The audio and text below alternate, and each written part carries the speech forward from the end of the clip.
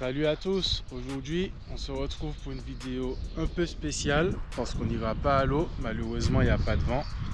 Par contre on va en profiter pour faire un petit unboxing de ma nouvelle aile, la Elevate RSV10 en 9 mètres. Je l'ai reçue ce matin, je n'ai pas encore ouvert le carton. Hop, elle est encore là. Et j'ai ramené la RSV9 de l'année précédente. Comme ça, on pourra faire une petite comparaison et voir ce qui a changé entre les deux ailes. Je précise, je ne suis pas sponsorisé. J'ai juste une école et j'achète du matériel Elevate. Mais je ne suis pas payé pour faire ces vidéos ou dire quoi que ce soit. Donc, mon avis va rester objectif et du coup, voilà. Allez, c'est parti!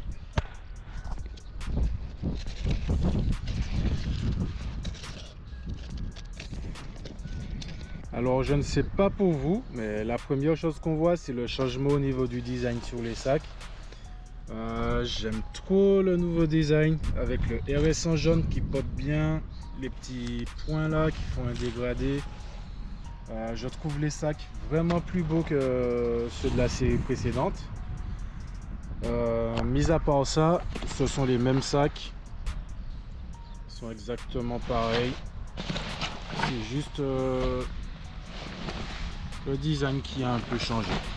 Donc de ce côté là, pas de grande nouveauté. Hop, on va regarder au niveau du petit kit à l'intérieur de la poche. Hop, donc ici le petit manuel de l'aile où on trouve toutes les informations pour les réglages, etc. Et ici le petit Service Kit. Donc on a un peu de Dacron, du patch pour blader, une durite de rechange, une petite pièce en plastique qu'on n'avait pas avant. Je sais pas trop à quoi elle sert. Hop, je suppose que c'est pour démonter les valves si on doit la changer. Les petites pièces de rechange là pour les durites. Qu'est-ce qu'on a d'autre? Du patch encore. Et ça c'est une bonne petite attention de la part d'Elevate, c'est qu'ils fournissent le petit adaptateur puisque la série d'avant n'avait pas la même valve. Et du coup là avec les nouvelles valves ils offrent l'adaptateur avec, donc ça vous évite d'aller au shop et de devoir acheter un adaptateur pour pouvoir gonfler le kite. Donc ça c'est un bon point d'Elevate d'avoir ouvert ce petit adaptateur, d'avoir offert ce petit adaptateur. Et du coup on va continuer, on va les ouvrir au sol et voir s'il y a une différence au niveau de la forme du kite, etc.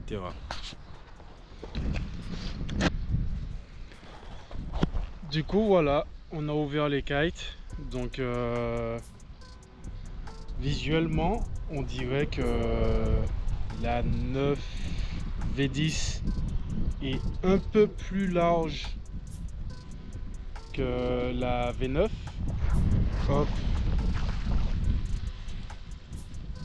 Bon, dans tous les cas, tout à l'heure je vais les superposer pour voir s'il y a vraiment une différence. Donc au niveau des matériaux, on est toujours sur le SPI en 4x4, donc très résistant. Les kites ne se marbrent pas trop vite, voire pas. En tout cas les miels ne se sont pas marbrés tant que ça. Sur le bord d'attaque on a toujours le matériau XT2, donc c'est du Dacron de Teijin je crois. Ici on a la nouvelle valve. Hop. Donc maintenant on est sur un système push pin down, donc quand on appuie c'est pour dégonfler. Et pour gonfler, on appuie, on pivote, on relâche. Et là, on peut gonfler. Donc, je pense qu'Elevate a fait ce choix parce que sur les anciennes, la valve, il y a une petite membrane dans la valve et cette petite membrane a tendance à sauter quand le kite fait une frontale. Et du coup, ça fait que le kite il se met à se dégonfler après. Mais il faut vraiment y aller, il faut vraiment mettre une grosse frontale. Et du coup, c'est un inconvénient, mais c'est aussi un avantage, à mon opinion, puisque ça permet d'éviter que le kite explose. C'est mieux que la membrane saute et qu'elle se dégonfle plutôt qu'elle explose. Donc, dans tous les cas, j'ai jamais eu, mis à part ce petit souci là, j'ai jamais eu de souci. Je vais vous montrer à quoi ressemblait l'ancienne valve. Donc voilà, avant on était sur une valve comme ça. Et c'est cette petite membrane qui saute et qui a tendance à mal se replacer. Et du coup, ça fait que le kite il se dégonfle. Bon, au-delà de ça, je pense que c'est une bonne upgrade. Parce que bon, c'est un peu relou si votre kite se dégonfle pendant que vous êtes au large. Et je pense qu'Elevate a changé de valve pour pallier à ce problème. Le deuxième gros changement majeur, ça va être le bridage. Donc Elevate a rattrapé son petit retard par rapport aux autres marques. Donc ici on a deux points et un insect et 2 points. Donc on est sur du bridage à 12 points au total, alors qu'avant on était sur 10 points. Donc on en avait 2 ici, un là et 2 ici. Donc ça c'est une mise à jour très intéressante, puisque ça va nous permettre d'avoir un kite qui se déforme moins et qui a une sensation un peu plus directe, je pense. Je vous dirai quand on testera. Dans tous les cas, il y aura une vidéo le jour où je ferai la première session avec. D'ailleurs, hop, vous pouvez voir que le ski il est encore bien sur ce kite qui a 1 an. D'ailleurs, elle est à vente. Donc si vous êtes intéressé, n'hésitez pas à me contacter sur Instagram.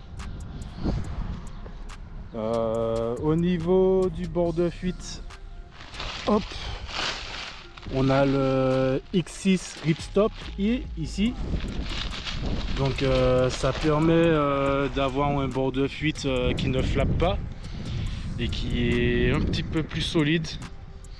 Ça m'est déjà arrivé sur mes kites précédents d'autres marques d'avoir le bord de fuite qui se déchire au bout d'1 an. Et du coup, ce matériau qu'ils utilisent ici, ça permet de faire la transition entre cette partie du bord de fuite et le spi. Et du coup, ça permet de mieux répartir les charges, les forces. Je sais pas trop, je suis pas non plus un expert en aérodynamique. Et du coup ça permet d'avoir un kite qui ne flappe pas et qui est très sain en vol. D'ailleurs c'est pour ça que j'aime bien les RS. C'est que ce sont des ailes qui sont très saines, qui sont très constantes dans leur comportement. Ce que j'entends par là, c'est que le vent soit plus fort, que le vent soit plus faible, le kite il va toujours se comporter de la même façon. Vous n'aurez pas un comportement quand le vent est fort et un comportement différent quand le vent est faible. Il va toujours vous donner la même sensation, le même comportement. Et du coup, quand vous vous entraînez à faire des nouveaux tricks, ça vous enlève un souci en trop parce que vous n'êtes pas préoccupé par est-ce que le kite va faire ce que je veux, si la rafale elle est plus forte ou plus faible. Vous envoyez juste et c'est juste vous montez plus haut ou moins haut. Donc ça c'est très bien. Au niveau des oreilles, ça n'a pas changé. On a toujours le réglage pour plus de pression en bas ou plus de réactivité au niveau de la commande. Donc moi personnellement je reste sur le réglage standard, donc turning speed plus. Je l'avais pas changé sur la V9 et je ne pense pas que je vais changer sur la V10 non plus. Sous la V9 on a aussi du X6 ripstop entre le bord d'attaque et le SPI. Donc ici on le retrouve aussi, donc la conception n'a pas changé à ce niveau. Et pour finir on a le réglage au niveau du bridage. Donc on a le choix entre... Ah tiens, c'est pas écrit sur ce modèle. Ah si. Donc on a le choix entre pivot, standard et type. Donc le réglage pivot, ça permet d'avoir plus de dépower et un kite qui tourne plus. Donc ça c'est très bien pour le strapless.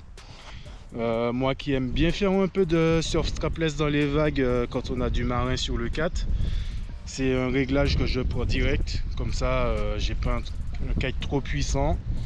Et en plus dans les down loops il peut tourner plus vite. Donc ça c'est très bien pour le surf. Puisque rappelons-le, la RS est une aile polyvalente. Donc on peut l'utiliser pour du freeride, du big air et du surf strapless. Le réglage standard, c'est ce que j'utilise pour le big air. Donc c'est un mix de pivot et type. Et on a le réglage type qui donne des loops plus larges et plus de yank. Donc ça c'est pour ceux qui cherchent la radicalité, avoir le kite qui passe un peu plus bas. Par contre on se prend une châtaigne un peu plus fort quand on tire le loop. Du coup je crois que j'ai fait le tour. Au niveau des baguettes ici, on en a toujours deux de chaque côté comme sur l'ancienne. Donc ici on en a deux, une là et une là. On a ces petits trucs là, je sais pas trop comment les appeler. Je ne sais pas si il y en a toujours sur la nouvelle. Ah, on dirait qu'il n'y en a plus. Ah ben tiens, ça c'est un petit changement. On va retourner les kites, enfin je vais les gonfler et on continue. Alors les kites sont gonflés et ça confirme ce que je disais. Donc sur la V9 on avait ce petit truc ici et on le retrouve ici près de la latte centrale. Et sur la V10 on n'a plus celui qui se trouve à ce niveau là. Par contre on a toujours celui qui se trouve au niveau de la latte centrale. Au niveau des panneaux, ça a l'air d'être une couture un petit peu différente dans cette zone là comparé à la V10. Hop. En tout cas un truc est sûr, c'est que les nouvelles couleurs elles sont super belles. J'ai hâte de l'essayer sur l'eau. Donc là j'ai mis les kites l'un sur l'autre et on peut voir une légère différence au niveau du ratio des deux ailes. Donc là j'ai essayé de faire ça proprement. Hop, on voit bien que les deux sont quasi au milieu ici.